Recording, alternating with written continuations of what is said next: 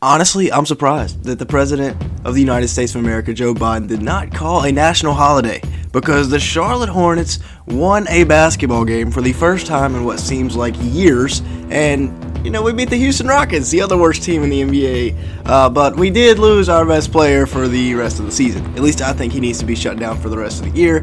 We're 12-34, and he's coming off his third ankle sprain of the season. Even as the losses mount, however, there is still hope. Potentially we could be bringing back Miles Bridges for next season. We do have some free agency decisions to make on Jalen McDaniels, Kelly Oubre, PJ Washington, but Mark Williams has been playing well. Bryce McGowan could be a potential long-term piece. Same thing with Kai Jones, JT Thor. Just need to be developed. And like I said, got the free agency decision to make on PJ Washington. So make sure you stick around to the video for the end of the video because I'm going to be talking all about the Charlotte Hornets. Hit the like button and leave me a comment down below. And yeah, it's time to tank.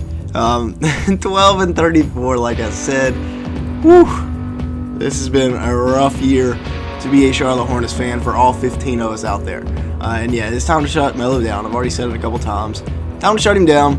We probably could look into bringing all three of these guys back.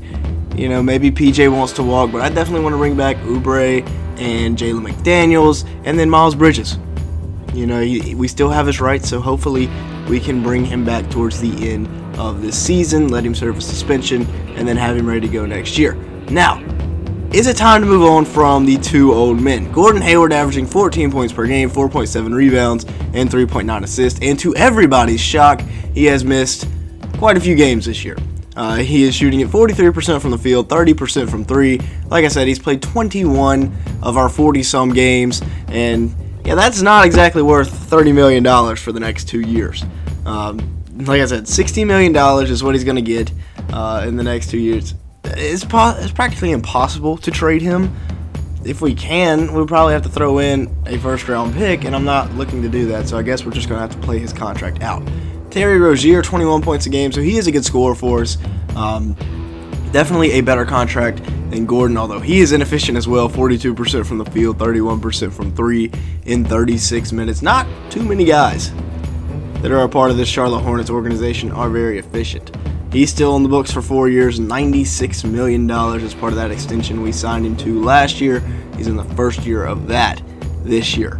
So yeah, a long way to go with those two guys in terms of their money on the books. Now, some free agent decisions that we have to make. PJ Washington actually stepping up a little bit, 15.2 points, 4.6 rebounds. He's stepping up a bit. He's having a better season. Efficiency-wise, 44% from the field, 37% from three, 1.1 blocks.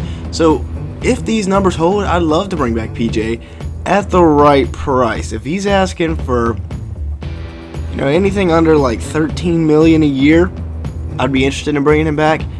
Over that, though, if he wants $20 million, just forget about it. We can draft somebody else. Jalen McDaniels is the guy that I definitely want to bring back. He is having a bit of a breakout year with the increase of minutes, 12 points per game, 4 rebounds, 2 assists. He's a really good 3-and-D wing. You've seen his brother out in Minnesota doing this as well. 46% from the field, 35% from three. Is in a bit of a shooting slump after starting the season off very hot, leading the league in three-point percentage. But this is a guy I definitely want to re-sign. I don't think he'll be asking for crazy money. So I would like to lock him up as a long-term role player here in Charlotte. And then Kelly Oubre, the final guy we got to talk about here. 20 points per game for Kelly and 5 rebounds. Of course, he's not really a passer, so only 1.2 assists per game. But he can really score the ball. 41% from the field, 32% from three. So just like Terry, not very efficient, but nobody's really been efficient this year for the Hornets, except for LaMelo Ball's ankle injuries. And Kelly's another guy that I would like to re-sign at the right price. Somebody that, definitely could have a long-term place here in Charlotte. Now, like I said, countless times already in this video, Melo had his third ankle injury of the year. Prior to that, he was averaging 23.5 points per game, 8.2 assists, and 5.2 rebounds. So filling up the stat sheet, definitely having the best season so far of his career. But, he won't get to finish it out. 41% from the field. I think that's a career low. 37% from three. And, man, he's shooting 11 threes a game. He takes some of the craziest shots. I mean, Clifford's going to have to get some of his shot selection on a leash. Now, when he makes it, that's great. But you gotta tone that down a little bit there, Melo, if we're gonna be trying to win games. The race to the bottom, as of today, the time of this recording, is as follows. Houston, projected to have the number 1 pick right now, then Detroit, and then Charlotte. So hopefully, we lose a few more games now. That LaMelo probably out for the year. Kelly Oubre is out for the year. That's 2 20-point scorers out for the year. On top of the fact that our other 20-point scorer from last year suspended. So, in a race to the bottom, I feel like the Hornets have a fairly good shot to finish with a top 3 pick. Now, it would be our luck that we end up getting the 8th pick because the lottery just doesn't like us. Now, although we did jump up from 8 to 3 a couple years ago, and that got us a LaMelo Ball. Looking at the draft class this year, obviously if we can't get a Victor Webenyama, I would be perfectly fine with any of these guys. Amin Thompson and Scoot Henderson, they're more of point guards, but maybe if you get them in, I could see you moving LaMelo to the 2, and then that's a phenomenal backcourt there. Both 6'7", long and athletic. I could definitely see that. Azur could play the 2. Scoot Henderson would be a great shooting guard to add to this team. Nick Smith Jr. is probably going to be a little underrated due to the fact that he will be missing a lot of time at Arkansas this year, but maybe you take a gamble on him. I wouldn't really advise that if Scoot or the Thompson twins are still on the board. And then Cam Whitmore, super athletic wing out of Villanova. Couldn't hurt to bring him in. We need some more wing depth since Miles decided to go crazy. But speaking of Miles, shall we bring him back? We still have his rights, and he pleaded a no contest. It's also kind of come out that girl's a little crazy, so maybe Miles wasn't completely in the wrong there. Like I said, we still have his rights.